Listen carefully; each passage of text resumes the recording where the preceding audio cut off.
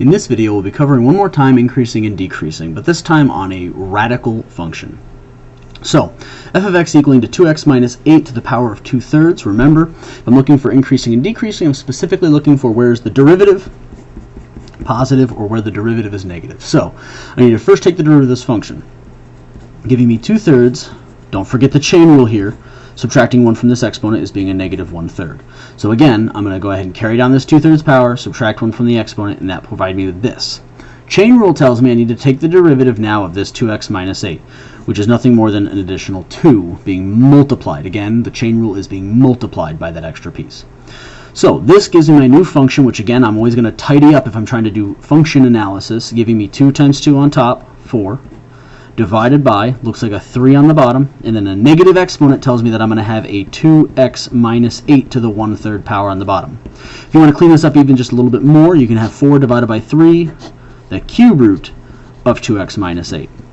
Now, you'll notice in the original function, if I identify the domain actually includes all real numbers. It is a radical function, but it's a cube root function, and a cube root function doesn't have any issues in terms of being able to plug values in.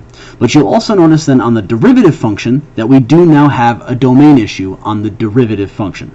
So again, one more time, to find my critical points are where the derivative doesn't exist. I identify that one first because it is the most common one that is mistaken or forgotten, or the derivative equals to 0. Now you'll notice if I try to find out where the derivative doesn't exist, that means the bottom has to be equal to 0, and a cube root doesn't have any issues other than, again, if it's in the denominator. So I'm going to set that denominator equal to 0. Again, that is where f prime of x d and e. 2x minus 8 equals to 0. I'm going to go ahead and divide by 3, giving me the cube root of 2x minus 8 equaling to 0. I will cube both sides, giving me 2x minus 8 is equal to, again, 0 cubed, which is 0. And therefore, x is equal to add the 8 and divide by 2, giving me 4. X equals to 4 is a critical point. Again, the reason why it's a critical point is specifically because that's where the derivative doesn't exist. Now, where does the derivative equal to 0? Well, recall in the last example we did, when I set the derivative equal to 0, I actually end up just setting the top equaling to 0.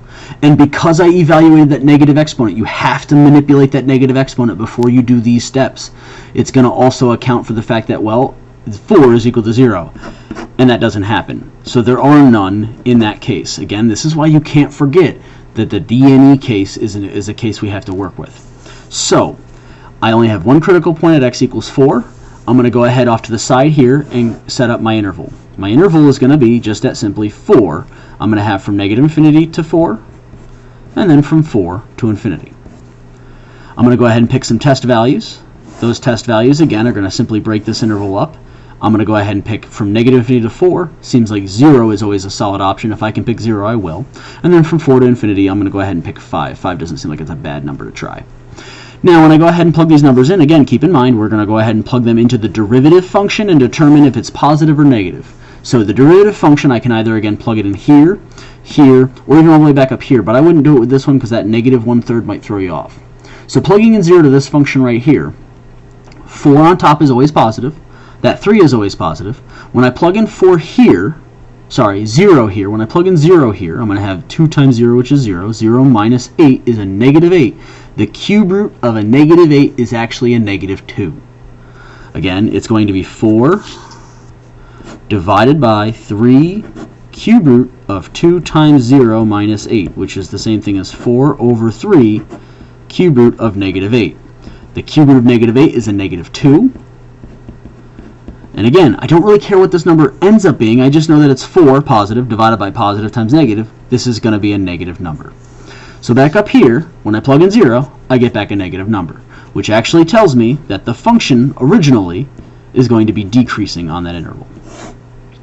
And then when I go ahead and look at this one here, when I plug in 5 back over here, I'm going to go ahead and do 2 times 5, which is 10. 10 minus 8 is positive, and positive times positive with a positive on top is always going to be positive, and therefore my original function is increasing on that interval. So this one's a little bit easier to do, but again, the most difficult part about this would probably be identifying that your function needs to be rearranged before actually attempting to find your critical points. If you didn't deal with this negative exponent, then this would not have been identified clearly for you, and these answers would not have been found.